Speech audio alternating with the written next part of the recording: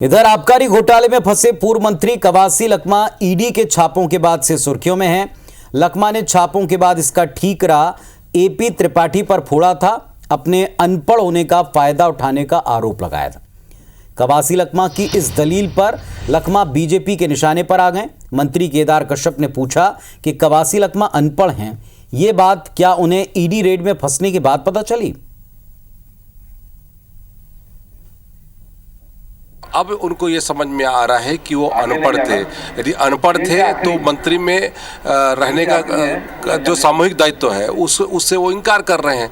क्या पूरे कहते हैं भूपेश बघेल के पूरे मंत्रिमंडल इसमें उनके सहयोगी नहीं थे क्या? यदि वो कहते हैं मंत्री अनपढ़ थे तो उनके पीछे कौन व्यक्ति था जो उनका विभाग चलाता था, ये भी बता दें। और चलिए अब आपको सुनवाते हैं कवासी लखमा का वो बयान जिसके ऊपर ये रिएक्शन था। क्या और कब उन्होंने खुद को अनपढ़ बताया, सुनिए जरा।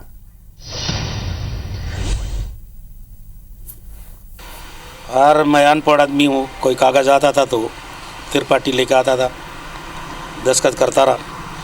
कभी मेरा पीए पढ़ाता था, मैं पढ़ के दस्तखत करता था। किस में कराते थे वो नहीं पता।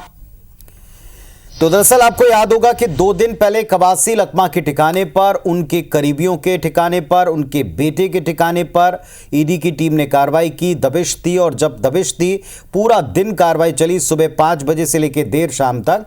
तो शाम को रात के वक्त जब उनसे उनका रिएक्शन लेना चाहा ईडी के जाने के बाद, तब उनका कहना था कि मैं कल प्रेस कॉन्फ्रेंस करके बताऊंगा। लेकिन सुबह उनका ये स्टेटमेंट सामने आया जो भी आपने सुना। उन्होंने कहा मैं अनपढ़ था, किस किस कागज पे दस्तखत अधिकारियों ने करवा लिए पता नहीं।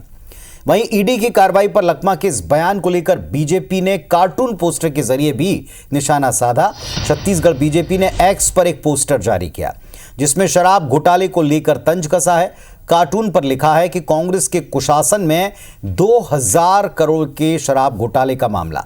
घोटाले का अंजाम देने के बाद कवासी लखमा अब खुद को अनपढ़ बता रहे हैं, ये कहते हुए लिखते हुए तंज कसा है।